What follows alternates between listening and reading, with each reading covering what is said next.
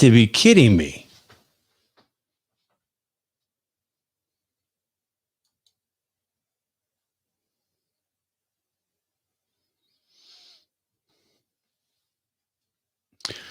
Well, I guess there's first times for everything. The StreamYard's just failing. Yeah, it's never happened before, which is so weird. It's like StreamYard not going live. And the whole reason we had to go to StreamYard was because Google, what was that? Hangouts on Air went away. Yeah.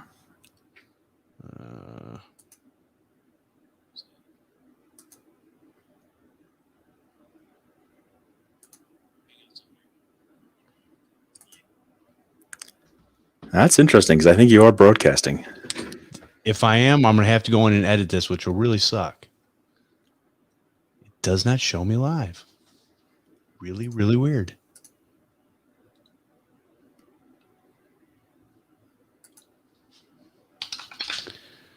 Well, if we are, we can always cut off the beginning of this. So you're seeing it? Yeah. It looks like you're live. You got a confirmation from Pro Tech Guy. I can see Jeff. Okay, perfect. All right. Thank God for technology. All right, here we go. Take 2. Welcome to MSP Unplugged, episode number 50, Office 365 Tips. I'm your host, Jeff Hallish. This is our live show where we discuss different ways to run your IT business, whether it's managed services, consulting, break fix, or anything in between. Let me introduce the co-hosts. We have Gareth Gudger from Core BTS. How you doing, Gareth? I'm doing great. Good to be here, Jeff. Thanks for having me. Good to have you on the show.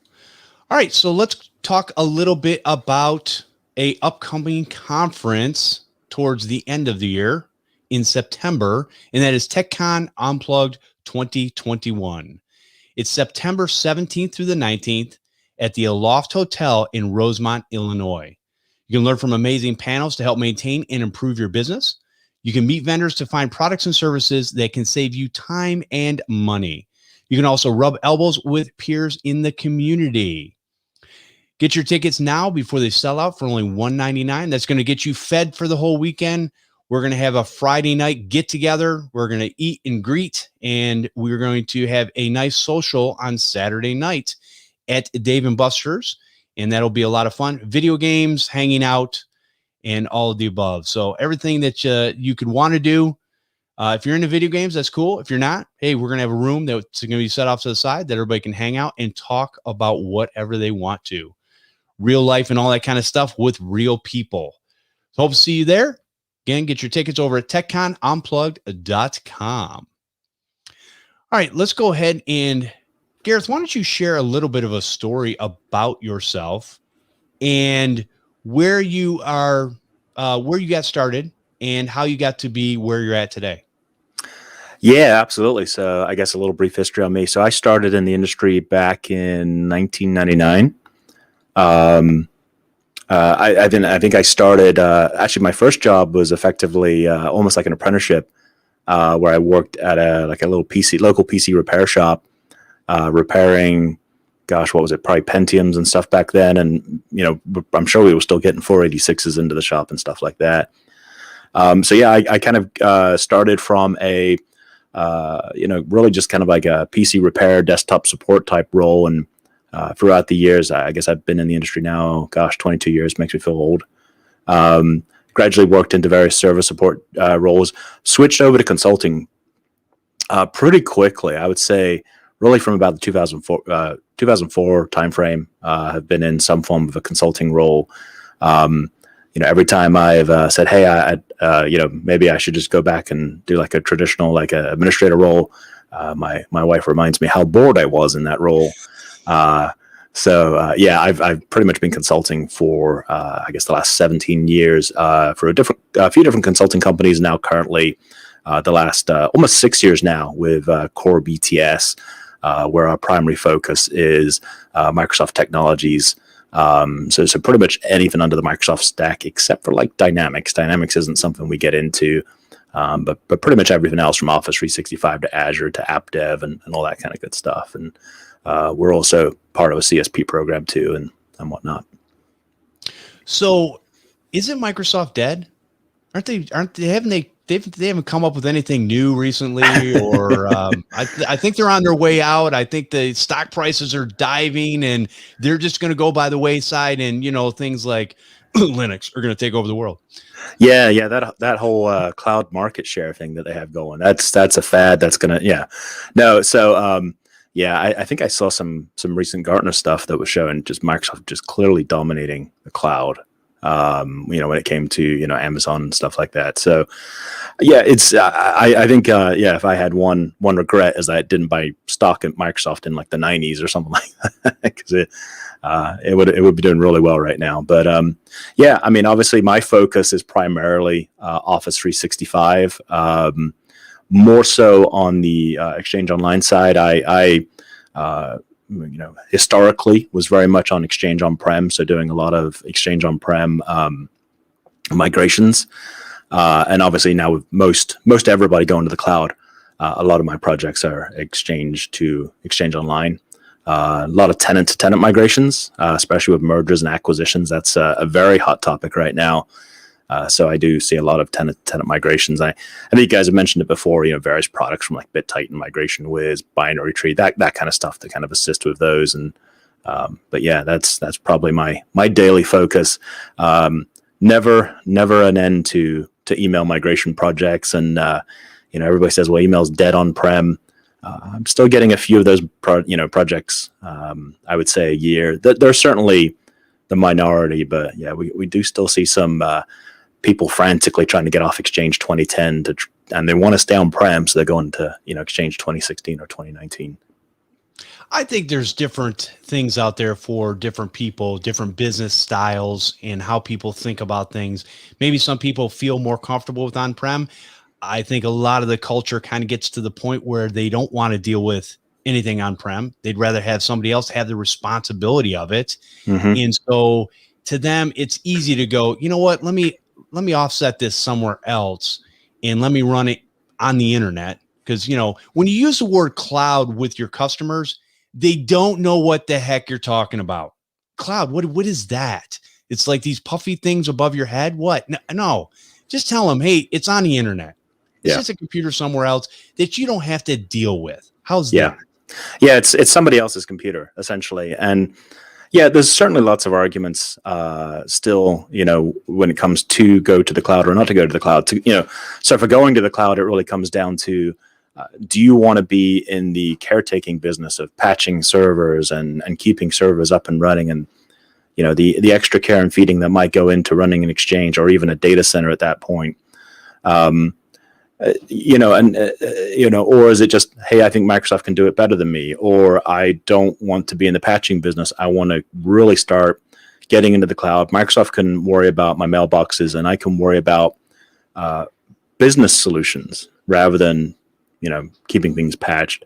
Now, that said, there is reasons people don't have to go to online. I think a lot of those roadblocks have been knocked down, and a lot of those concerns have been knocked down. There's still some folks that have security concerns. I guess they think that they can do security better than the billions that Microsoft puts in every year. So more power to them on that one. But I think the bigger one is probably more of the rate of change of the cloud. We have somebody might say, I have a user base that is resistant to change, and the cloud is changing too fast. And I think that's a perfectly good argument of, maybe one of the reasons not to go to the cloud. Or it's just a matter of, the cloud is very much an OpEx model of, monthly subscriptions. I just want to buy it once and run it until it falls apart or, crumbles to dust, so I don't have to, it's just one big fee up front, and then I don't have to worry about anything for maybe 5 years. And I think that's the reason why we're still seeing Exchange 2010 servers, in 2021. People have run these for 11 years. And I actually even run into some Exchange 2003 last year too. So 17-year-old server or 18-year-old servers. Now, from that standpoint, if you think about it, are they able to, do they have a good experience on a 10-year-old Exchange server versus maybe what it was back in the day, or are there constant issues that arise?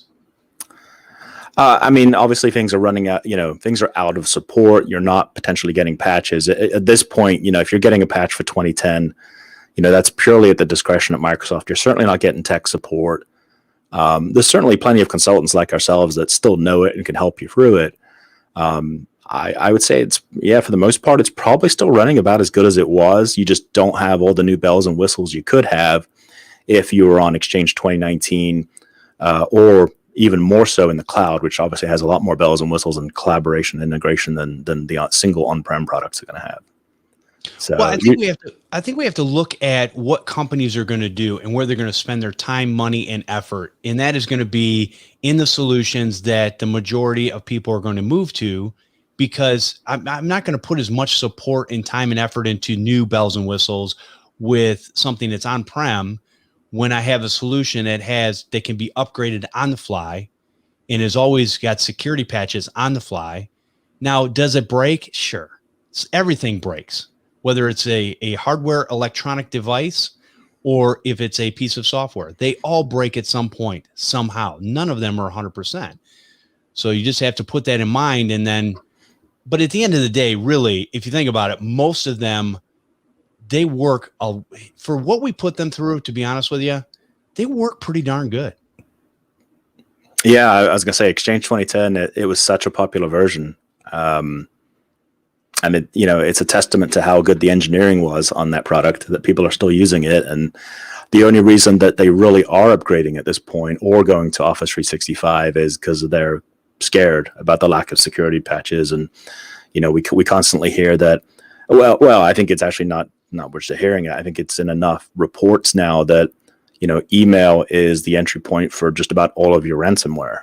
So, people are getting really worried about their, getting the crypto viruses and stuff like that. So, and I still get things that I'll look at an email coming in with a link or something, or a document or something, and you're like going, hey, log back into your PayPal account or something like that. And you're like, well, wait a minute. No, I'm not doing that. But sometimes that catches people off guard. So I'm surprised that people are not, hopefully they're more wary nowadays. But I think at the end of the day, if somebody's just trying to get a job done, it's hard to be, it's hard to be safety conscious when it comes to that stuff. Well, even if you're on-prem, hopefully you're doing your message hygiene in the cloud, whether that be EOP or somebody else, Mimecast or Proofpoint or whoever you're using. You certainly don't want to be trying to handle, I would say, the hygiene with some probably on-prem appliance at this point that, you're going to have to make sure stays up to date and functional. If anything, get that hygiene in the cloud. Let somebody else do that, because that is a constant battle against, these bad actors that are trying to get, we've heard about phishing for years now. There was other terms that were coined a few years back, like spear phishing, and where they're much more targeted to just try and get into one organization. So when you've got people like, Microsoft that are seeing millions of emails every day, you really want their heuristics and behavioral analysis to try and prevent. That's not to say that any of these systems are perfect. I think if any salesperson came to you and said, yeah, we'll catch everything, that's not true. I mean, it's a constant race of how quickly can we stop these bad actors once we learn about what actions are taken. So in doing obviously you have been moving stuff from on-prem to the cloud with Microsoft Exchange and all that kind of stuff. Has it been is it still pretty seamless nowadays? Is it still fairly easy to do, or is it still a time-intensive thing that you have to handle? I would say that the planning, so, I'm always pushing to go hybrid, and then when you're moving the mailboxes, you've got the native hybrid move. It's, very transparent almost to the user, because their Outlook will just reconfigure itself. The profile stays the same. Their whole Outlook experience stays the same for the most part. maybe after they move, they see a few extra buttons in their toolbar for like insights and stuff like that. But yeah, hybrid I always push for hybrid. Now, Microsoft's obviously released a lot of options now. So if you go full hybrid, or maybe one of the new minimal hybrid or hybrid agent models, that's really up to you. And the resistance from from your customer. So, for example, the hybrid agent might be better for somebody that doesn't want to publish Exchange to the web, or maybe they never have because they're very security conscious. So the hybrid agent is a good way to get around people that have publishing issues. But that said, I would always say, some level of hybrid is the best way to go because it's just the best user experience.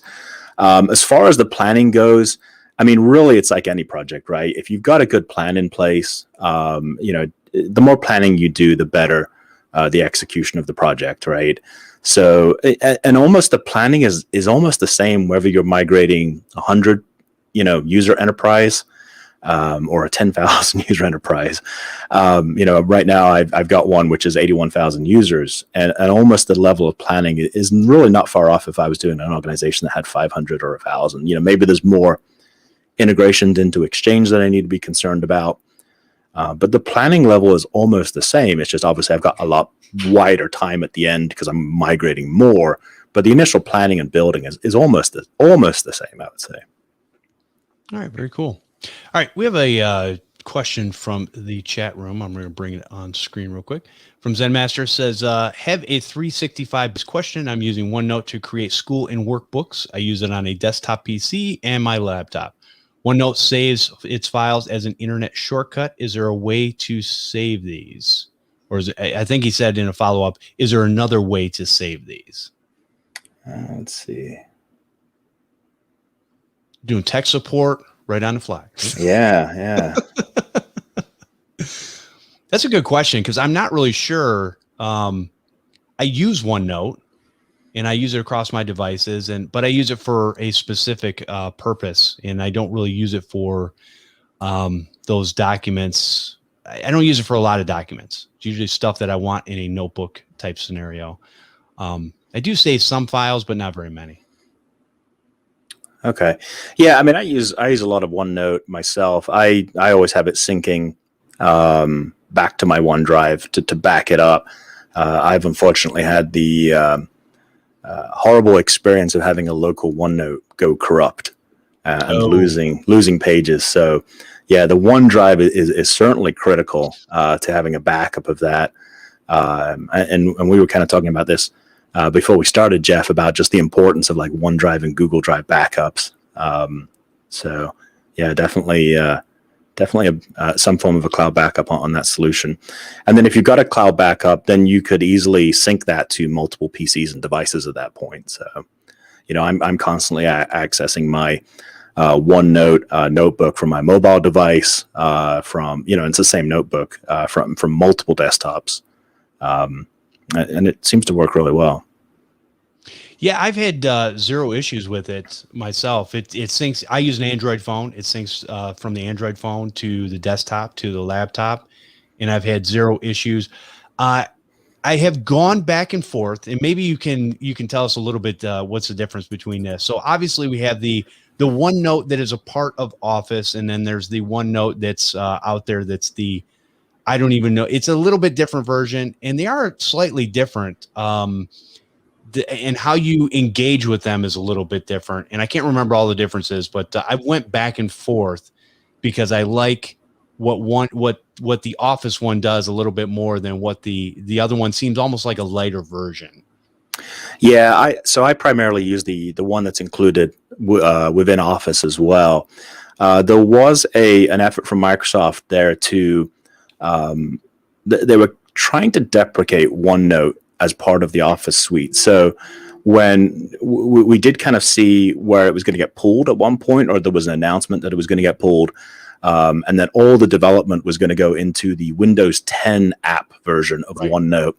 And there was enough pushback from the community that Microsoft, basically turned around on that decision.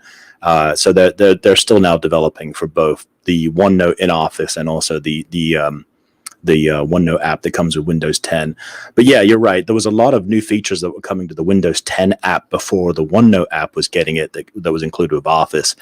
I think one of the ones that I remember was, I think, the inking that came to the Windows 10 app, and you could, I can ink in like rainbow colors or galaxy colors, and just goofy little things like that did eventually make it back into the main OneNote app when they decided, we're gonna keep developing for the OneNote. This certainly has a lot of popularity. People still want this. So.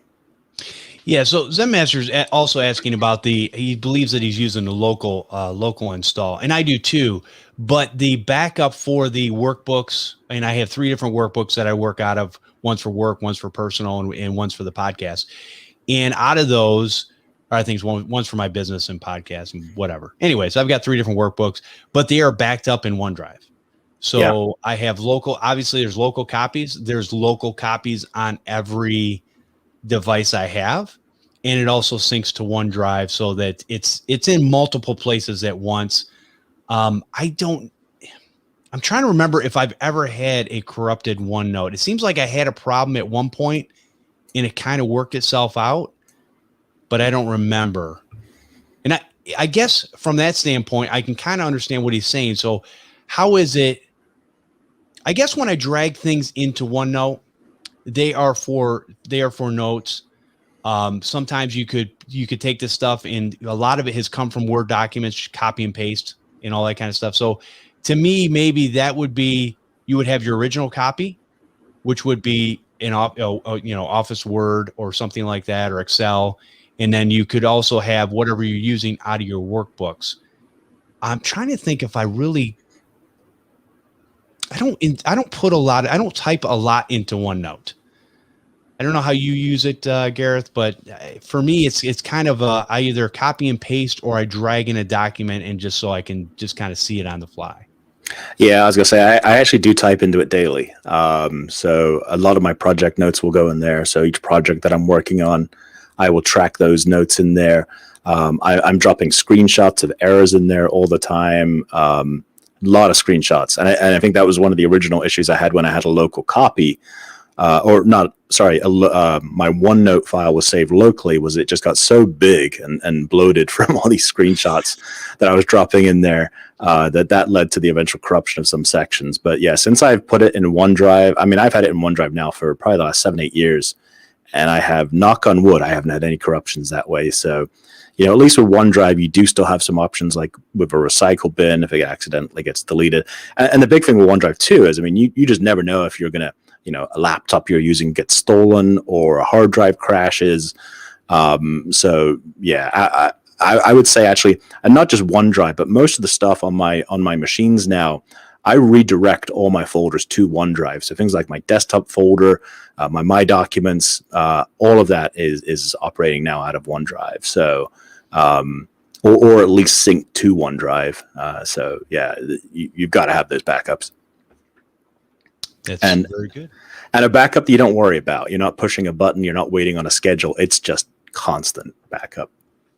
Yeah. And, a lot of people get confused with, we talk about syncing software, and, syncing is not a backup, because if you change something on one or something is lost on one, it will not sync that unless you have something with versioning, which means that it makes multiple versions with different dates and times and all that kind of stuff, so you can go back to a one before. Now, in the past, I have had customers that have fat fingered something, and they basically have lost a document, and they're like, where's it at? And I go on there, and it's literally gone. And they're like, well, that's all my tax information for the year. And I'm like, okay. So then at that point, I put my thinking cap on, and I go, I'm going to do a Hail Mary. And basically I go in the app data folder where there are shortcuts for the initial backups on things like, Word and stuff like that. And I've been able to go in those folders and actually pull that document, make a copy of it, pull it back to their desktop so that they can use it. And they're like going, oh, you're so amazing. I'm like going, you're just lucky. Yeah. Yeah. If you're jumping into app data and trying to find one of those, where Word has like auto saved it or something like that, Right, exactly. or you're finding a copy that was an attachment, maybe in Outlook or something like that, and it got saved into one of those temporary folders. Yeah, I mean, I really tell people, anything you're working on, Word document, Excel document, you really shouldn't try not to be using a local copy. And if you do, get it into a OneDrive or a Google Drive or something, and make as many copies. And that's the other thing too, is obviously you've talked about versioning and how you can switch back to a version. You got recycle bin and stuff like that in OneDrive. It doesn't also hurt to have multiple copies within that OneDrive as well. I would say do whatever is necessary to make you sleep well at night. So if that's 5 backups, have 5 backups. Exactly. Yeah, I don't think you can ever overdo it. And I think that because I've gone where I've lost a hard drive, and I'm like, oh crud, now what do I do? And I know I've got Carbonite running in the background. That's backing things up. Worst case scenario, if I have to get the 1 terabyte of data, I just give them a phone call. They ship me a drive with all the info on it, and I put it back. No big deal. But I've also got a local NAS that I can pull the stuff from because it's a whole lot faster. And then I've got several files and worksheets and stuff like that I keep inside of OneDrive. I do it so everything is a little separated for me. Now, for customers lately, what I've been doing, and I don't know if this is a good thing, but when you set up a new Windows 10 machine, a lot of times your documents folder and all that kind of stuff will be in OneDrive. So it's automatically going to save it to OneDrive. And I make sure that it saves a local copy to that computer constantly, especially for documents and stuff like that are so small. But back in the day, I used to I would change all that, and I wouldn't put it in OneDrive, even though you get 5 gigabytes of OneDrive for free with a Windows 10 installation and all that. Yeah, but nowadays it's almost kind of nice. I've had a couple customers where they've had to move from one machine to another, and all their stuff's right there, especially if you're just using a lot of documents. You log back in your Microsoft account, boom, it's there. You're ready to go, and you don't have to do anything. It's back exactly where you had it before. So, yeah, absolutely.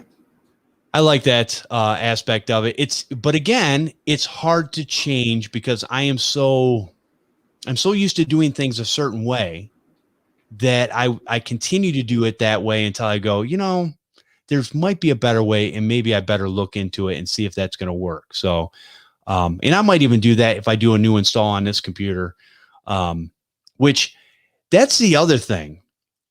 Answer me this, Gareth. Have you had, now back in the day, Windows 98, long time ago. Oh yeah. Yeah. Back in a galaxy far, far away. Yeah. So back then I would reinstall my operating system probably every 6 months. I would do a clean install.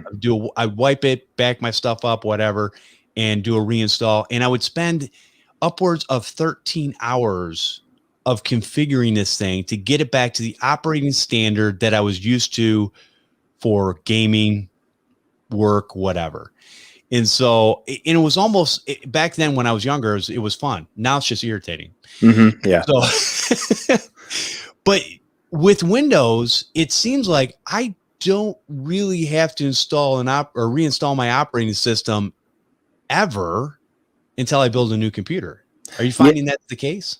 Yeah, and certainly that same experience. I mean, yeah, Windows 98. I mean, it was very much like whichever Windows ME, probably even more. I mean, it was. Yeah, I mean, you would doing defrags all the time and scan disks and all kinds of constant maintenance. And then it just got to the point where, like, you know what, I just need to reinstall and have a nice. I'm having performance issues. I'm just going to reinstall everything from start. But yeah. That took forever. But yeah, with Windows 10, I have never reinstalled a Windows 10. It, like you said, it's the same for me. It's just whenever there's I've got a new laptop or a new gaming rig or something like that. I'm like, I need to put an operating system on this. And that's the only time I ever do it.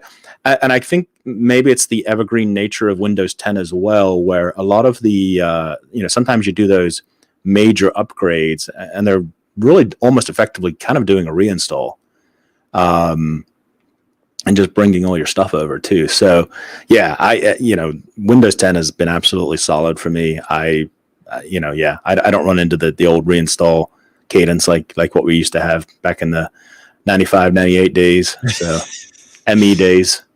Yeah, I'm so glad because it was just it was a great time suck. And like I said, when I was younger, I had, way more time than I have now. And if you're an Office 365 customer and you got the right licensing, I mean, you can also look at the autopilot stuff where, you as an admin, you're maybe, you go to Dell or HP or whomever, you're ordering a machine, and because your enterprise is enrolled into autopilot, they're shipping that machine, to your user directly, and your user opens the box, and it's effectively booting up and imaging right to your enterprise image.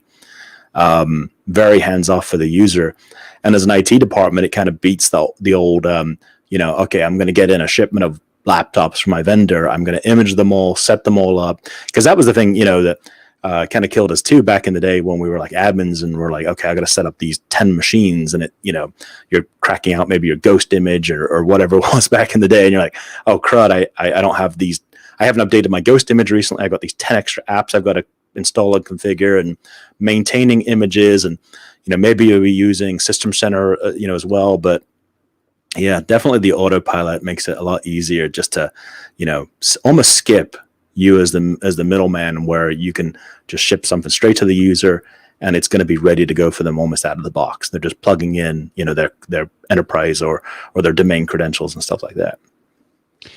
This is where I say that technology does in fact sometimes make things easier, because that just sounds to me like super awesome, super easy to use. And now, are there any inherent problems with using autopilot that you've run into?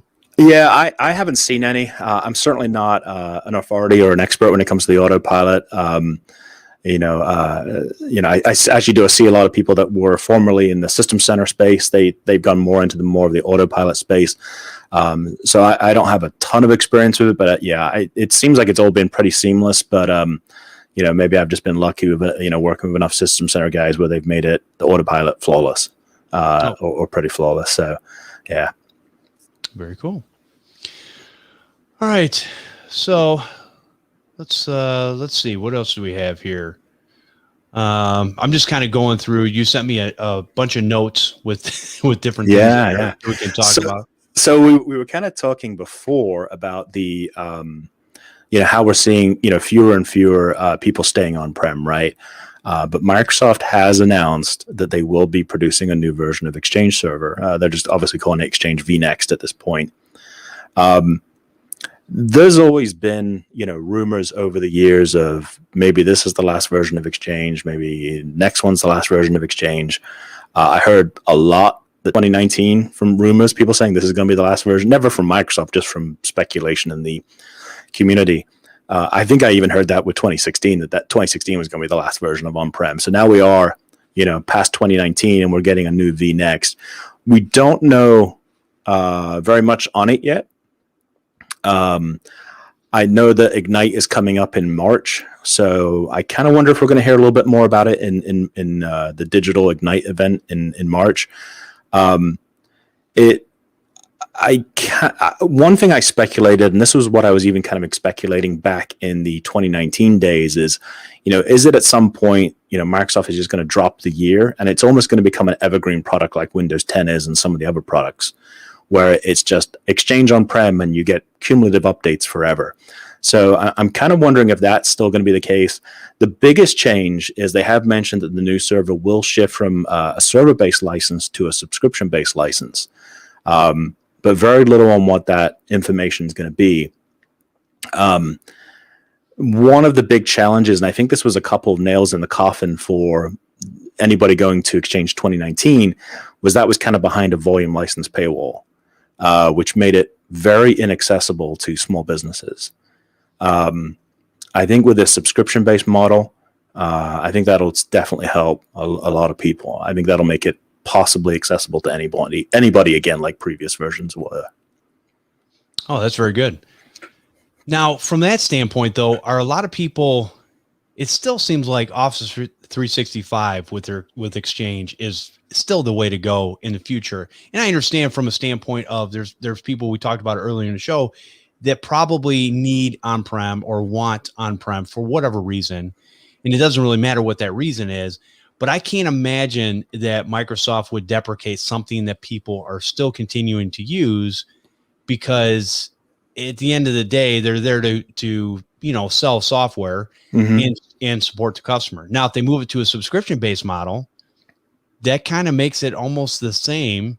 Hey, well, how do I want this? Do I want this with hardware on premise, or do I want this in the, on the internet or in the cloud? And I think that's a very good point. And I think it's almost like a similar strategy of when, Microsoft started putting in all the hooks for Hyper-V to make it very easy to move your VMs into Azure and back. So I think, I think that's a good point. I think the licensing could set people up for very much a similar model of, hey, let's just move you to the cloud now. Where do you want your license to be, in the cloud or on, like you said, hardware? So, yeah, I think that's a very good point. Yeah, it'll be interesting to see, but I don't think that anybody's going to be getting rid of any type of software that people are using anytime soon. I mean, people still, let's ask this question. How many people out there still go to the control panel in Windows 10? I do.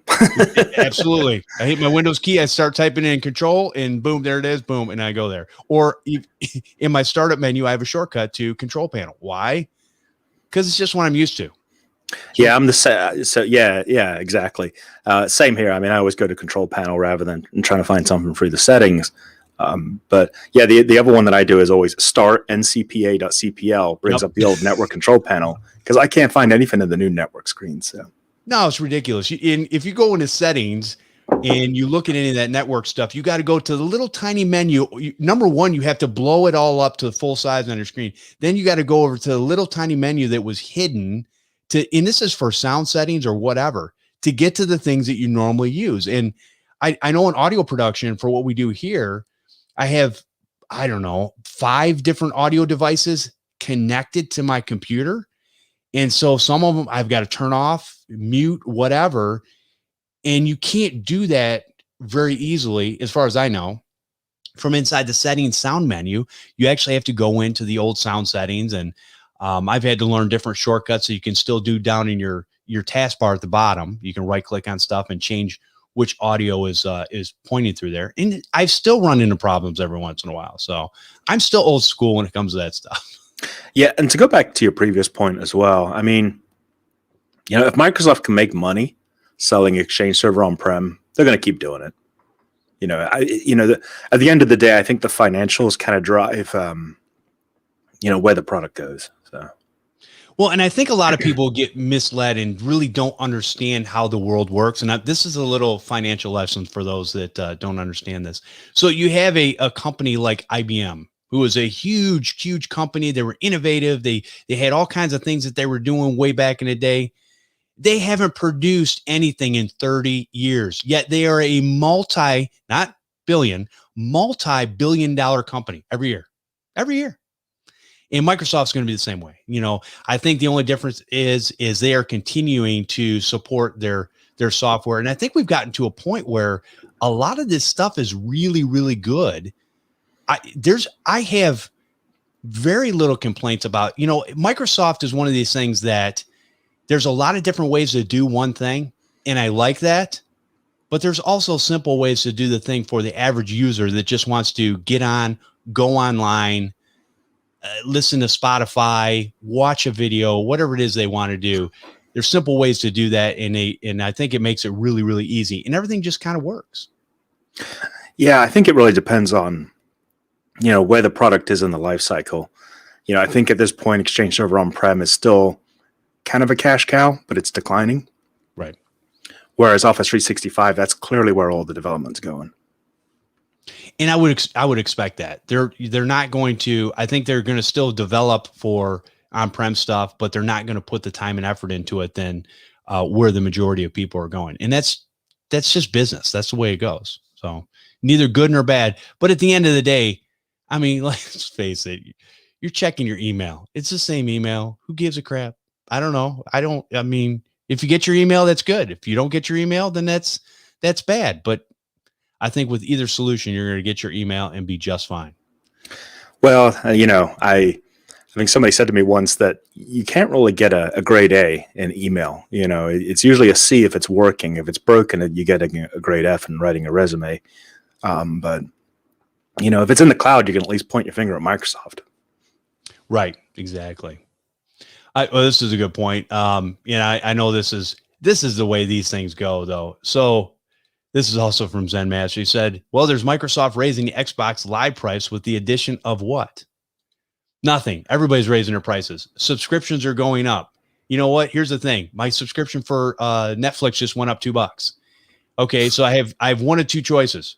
I either stop Netflix and tick everybody in my family off, or I just continue to I pay the extra $2. It sucks. Yeah. And Microsoft Live has been one of those weird things. Here's the thing, people. I think here's another a lesson that everybody needs to learn is that if you were to take we're going to talk a little bit different, but if you were to take a company like Sony, okay, and what would you say that Sony's number one place that they actually make money? Gareth, do you have any idea? Yeah, I'm not sure. Probably licensing. No. It's the weirdest thing. So Sony makes zero from their electronics division. Zero. PlayStation, TVs, all that. Nothing. They make nothing. Their number one cash cow is insurance. Not here, obviously, but their number one cash cow where they make most of their money is insurance. So, yeah. But companies have been like this, for years. I remember back in the day, Mitsubishi used to ship food all over. It was like, that was back in the 80s. So a lot of times we look at these companies and we go, but here's the thing. Everybody knows what a Sony PlayStation is. Everybody knows what an Xbox is. So these are things that to me are almost a form of advertising just to get it out there. Now for the diehards that want to play, online live, I'm still a PC gamer. So sorry for the console gamers out there. You're not really gamers, but whatever. It's cool. We're all friends. But I look at some of these things and I go, okay, I don't really want to pay for a service where I'm going to play games online with other people, but everybody's going to do something a little different. So I'm still going to pay for Netflix because I watch videos on Netflix. I watch TV shows and movies and stuff like that. But for the other stuff, I'm going to play online games. It's just going to be through my PC. Now, granted, I'm paying a lot more for my PC than I would an Xbox. So there's a trade-off for everything. Yeah. And I get it. They're not really, is Xbox more innovative than it has been? I mean, it's basically a Windows 10 computer now with a different GUI interface. That's it. So there's a lot of similarities between, and I think PlayStation and all that stuff, they're all going that way with the new generation stuff. We'll see where it goes, but yeah, they've certainly blurred the lines between, PC and, console. I did just throw something back into chat, a link. So Microsoft actually has gone back on that decision. They won't be increasing the prices on their live. Okay. And Zen Master, I agree with you 100%. I'll be honest with you. I don't think they don't give you anything more. I don't think they gave you anything for the amount. Now, granted, I did over, not this last Christmas, the Christmas before, they had a deal for 3 months. You pay $1 a month and you could have their live service, which means I could play whatever was in the catalog for PC, whatever was in the catalog for Xbox. And I did that. I was playing some Forza Horizon 4, stuff like that, just kind of messing around, just seeing what it was like. And it was fine. It was a fine service. Now, am I going to pay $15 a month for that service?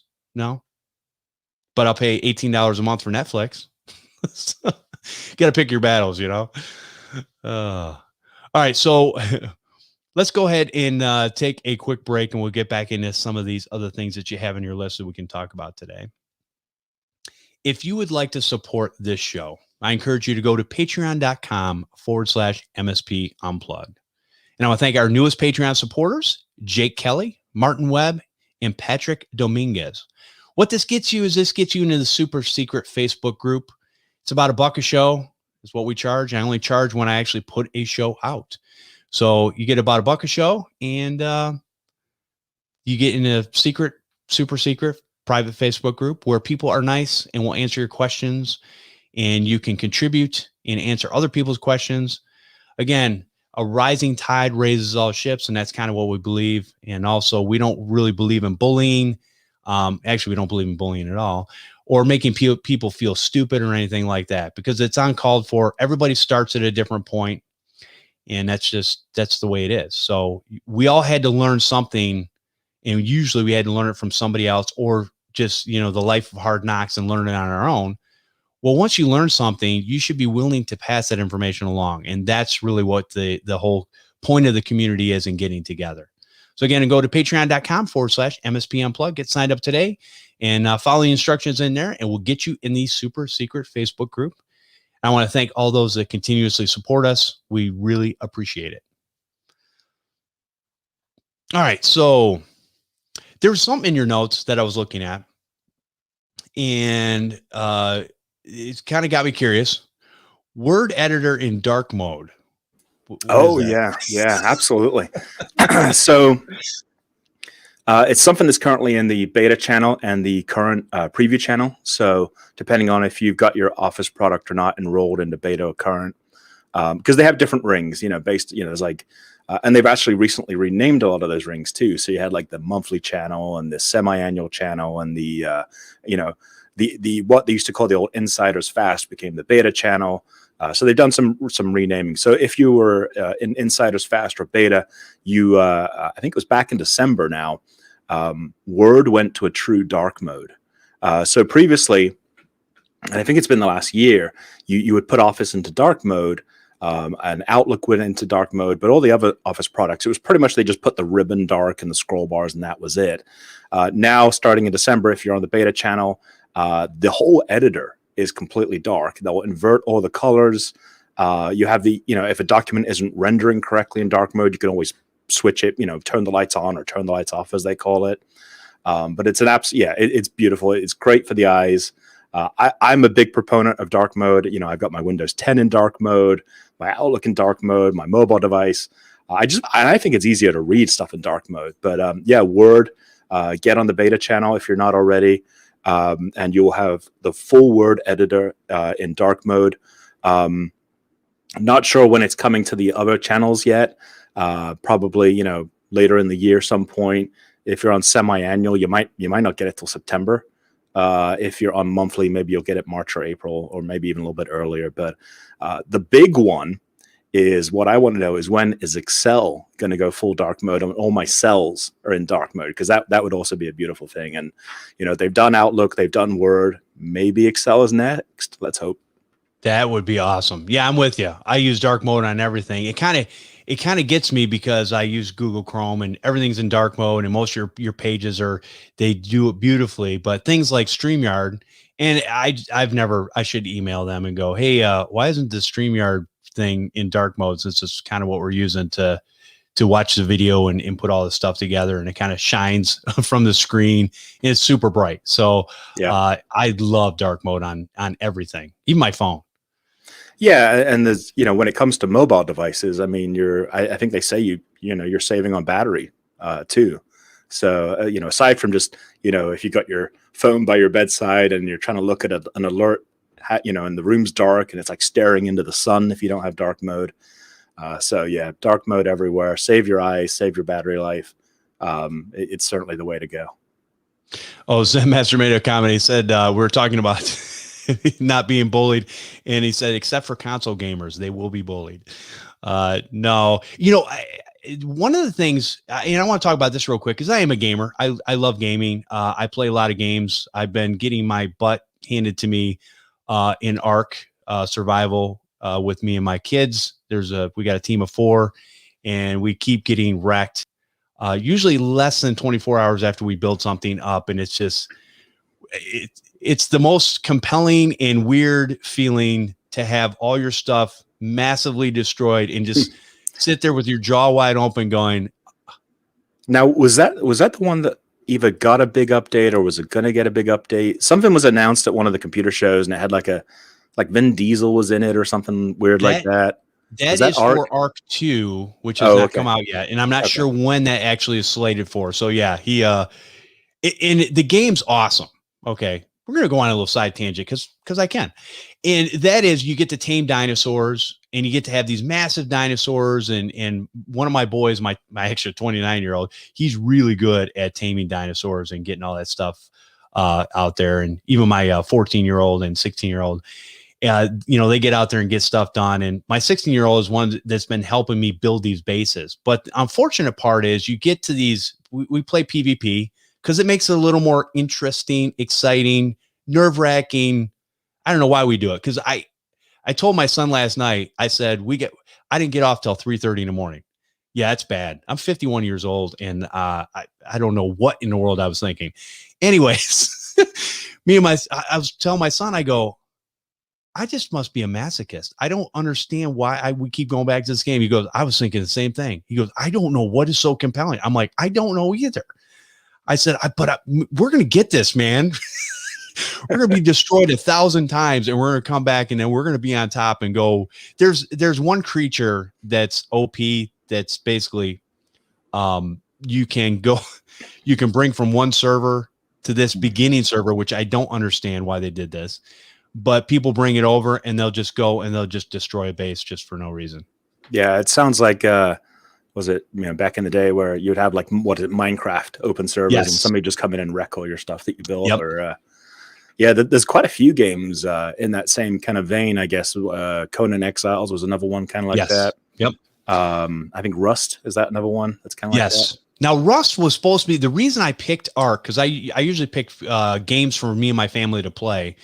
The reason I picked Ark was because it was supposedly less toxic than Rust. And that's not exactly true if you're playing PvP. If you're playing PvP, the worst of the worst human beings will come out of the woodwork. And it's funny. I should do a Twitch stream sometime because it's actually hilarious to watch me just lose it and go, I hope that person's mother kicks them out of the basement and they don't have a job for the rest of their lives or something like that. I just lose it. My kids are cracking up at me going, Dad, why are you getting so mad? I said, it's just so frustrating. It's fun, but frustrating. Yeah, you had me at taming dinosaurs. So that would be awesome. That's the reason to pick it right there. Yep. We have a good time. We fly around the map and stuff like that. Of course, we've been gunned down by turrets and different things. And so right now we're having to play where we're basically, instead of building a base, we're nomads and we're just we're putting some up. We're kind of setting things in bushes and building up until we can build a full metal base and then actually protect ourselves a little bit better. So, but anyways, side note, it was fun and we had a good time. I don't know where I was going with that or if it was just fun to talk about. Nice. Okay. So let's talk about this real quick. Edge Chromium supports click once. Yeah. So if you've tried to set up hybrid or not just even hybrid, but maybe you're trying to do like an e-discovery and an export in the Security and Compliance Center, you get a lot of the click once web apps that come up. Traditionally, it was only an Internet Explorer thing. And as we know, hopefully nobody's using Internet Explorer anymore. Teams actually, I think it was back in December, dropped support for Internet Explorer. So if you actually try and get onto teams.microsoft.com through the web and you're using IE, it'll say you can't use this browser. So there's and then just Internet Explorer and the rest of Office 365, it just doesn't work well anymore. So, obviously a lot of people go into Chrome, maybe Edge Chromium Edition or another browser. The issues you had with things like Chrome is it didn't support click once. So if you try to launch the hybrid wizard or if you try to export your compliance data or something like that, it would just fail. So Edge Chromium, which is, so now Microsoft Edge browser has switched to the Chromium engine. They do have the ability where it's currently in preview to turn on click once. So I think from memory, you just, you basically just go into the title bar and you're doing like a flags command. And then you'll have the toggle option to turn on the click once apps. And then, and even in Office 365 that you use click once, you can now use an Edge Chromium and completely ditch your Internet Explorer 11. Interesting. Okay. Very cool. All right. And the last thing I think we're going to talk about, because this kind of hits home for me and I want to get your opinion on it since you're seeing a lot of this stuff out there. Ignite 2021 is in March and it's being all digital. and talking about future of conference events plus Microsoft carbon negative stance by 2030. I'm interested in what that's all about. So, yeah, this is some speculation that I've had. So obviously we have a crazy pandemic going on right now. All of last year, pretty much every event that was in person went to some level of digital, or they just canceled. So last Ignite was originally supposed to be in, I think, New Orleans, and they switched it to digital. And it went pretty well. I can say there's no complaints about it. I think it made it more accessible to a lot of people. People that couldn't afford the international travel, or maybe they couldn't get the time off work, or, their work wouldn't allow them. So I think certainly from an attendance standpoint, a lot more people got to enjoy the sessions. And because it's digital and you're not trying to run between rooms, and I think a lot more people actually consumed a lot more sessions. So I think there was a lot of positive. I think the negative is you don't get to have those corridor conversations and, some of those, networking type conversations. But Microsoft has now run quite a few conferences digitally, from Ignite to the partner conference, Inspire, to other summits as well, Teams Airlift, stuff like that. So, Microsoft has said that they're not going to try and do another in-person event again until July. So we've got another Ignite that will be digital. And I think actually Build was digital as well. So we're probably going to have Build, which is the developer conference. That'll probably be digital again. Now, with Microsoft kind of proving how well these kind of work, or can work, and that they also have a plan to be not just carbon neutral, but carbon negative by 2030, and we're 1 year into that, it does make me wonder just about the future of in-person conference events. I mean, these are massive productions. I mean, they could be flying 1,000 people in just to talk, and who knows how many other people to run the conference. And then you've got everybody else flying in too. So the footprint that these conferences have, when you've got Ignite with 20 or 30,000 people going, that's a pretty massive carbon footprint. So it really does make me speculate what the future of some of these events could be. So I do wonder if that is in our future by 2030. We're just all just digital, because we're not, flying 1,000 people across the world to talk, and another 20,000 people around the world to attend. So I kind of wonder where it's going to end up. Interesting. Yeah, I have my own thoughts on in-person versus digital conferences, and time will tell. I think that one thing we have proved is when it comes to working from home, I think we have proved that some people can actually do their jobs from home, and that makes perfect sense. I think you're going to have and I've already heard this from business owners, Joe, he's a great employee, just not when he works from home. And we kind of need him in the office. He could do the same thing at home, but he kind of needs to be in the office. And I've seen the same thing from companies. I've had a few projects where companies have, they've gone remote because of the pandemic, and a few that have said, my office space lease was up. I'm not renewing it. We've proven our company can work from home or remotely perfectly well. We're going to save on this. And it's a massive cost that they can reduce. And, not that I'm an investment expert, but I don't know if I would invest in office real estate right now, because I think there's going to be a decline. I think a lot of companies are going to say, we're not going back in, or we're not going back in at the level we were. And I think we're going to see a lot of people shrink their office spaces. Well, think about the Silicon Valley companies have been doing this for years. This is nothing new. They have a workforce that is literally worldwide. They get developers from all over the world. They get, salespeople from all over the world. A lot of those people do work from their home. Now, some of the bigger ones do have, or even medium-sized ones do have company headquarters, and they fly them in, and they'll, meet together and stuff like that in person or whatever. But yeah, when it comes to the only thing I'm really concerned about when it comes to a lot of this stuff is a lot of people, and trust me, I'm one of them. I am perfectly happy sitting in my 10 by 10 office at my computer doing whatever I want to do. And so I get that. But at the end of the day, I think there's a lot of people that, we do need to interact with human beings. And it's different acting with somebody over the internet versus in person. Right. So I think what a lot of these companies are going to do, and I think it's going to be what we've talked about before, Gareth, is that it's a hybrid approach.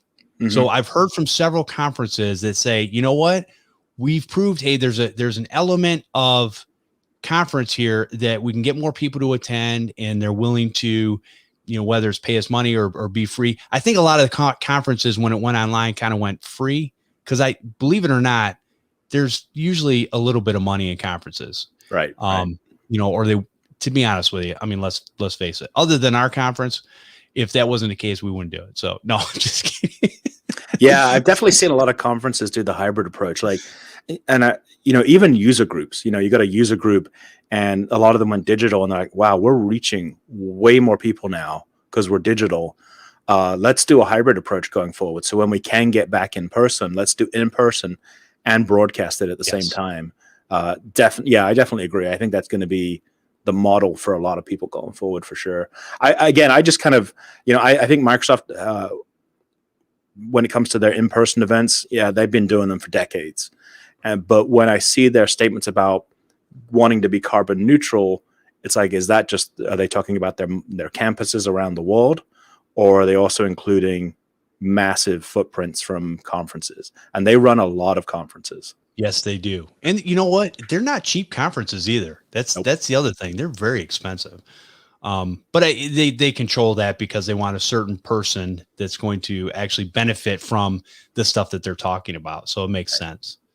I think the only other thing, and this is the last thing I'll say about this, is that I think there is more engagement, yes, but I don't think it's the same engagement. I believe that a lot of people, no different than listening to a podcast like this on YouTube or something like that, people have it sitting on a second monitor or on their laptop or on their phone, just kind of off to the side, kind of half listening, but working on something else, doing whatever.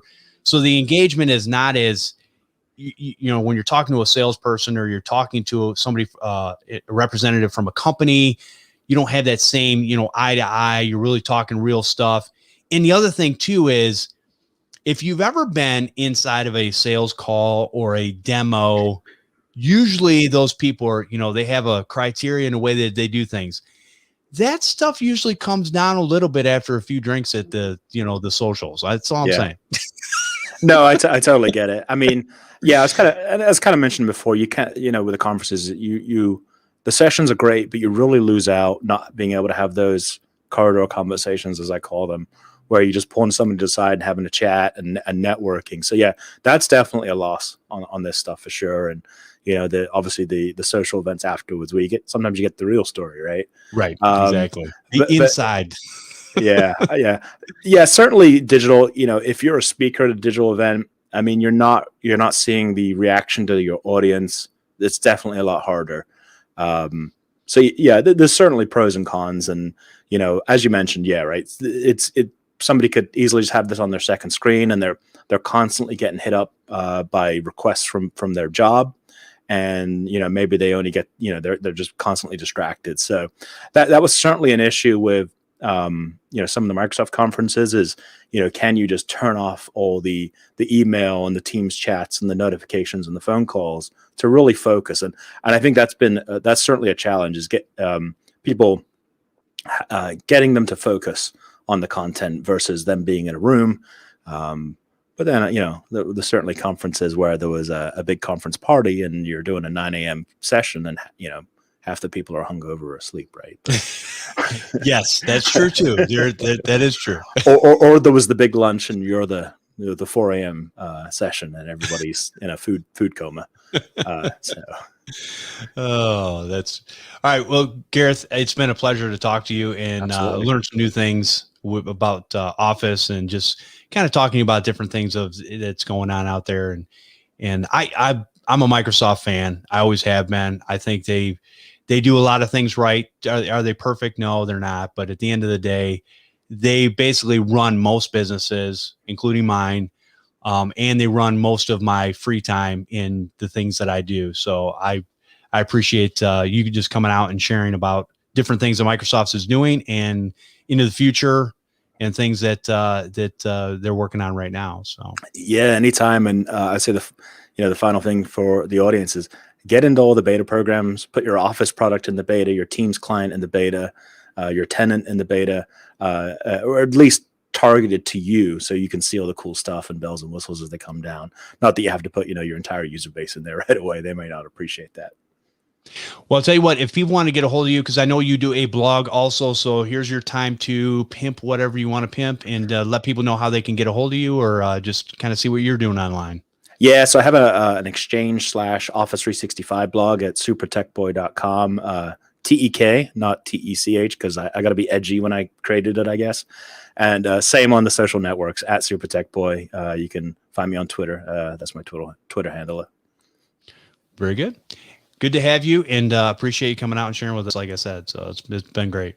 Thanks for having me. All right, come join us every Friday at noon Eastern time. You can watch live and hang out in the chat room over on youtube.com/MSP Unplugged. You can subscribe and hit that notification button so you never miss an episode. If you haven't done that, go ahead and do that now. Use your favorite podcasting app to take us with you wherever you go. And you can also, if you want to email us, jeff@mspunplugged.com. We will read emails on the show and all that good stuff. And I always comment back or reply to everyone that does send an email. So we definitely appreciate those. And I want to thank you for listening, and we'll see you next time on MSP Unplugged. And at this point, I'm going to drop us out because I don't know exactly how this is supposed to end because my browser is broken. Awesome. Have a great one all. See you next time.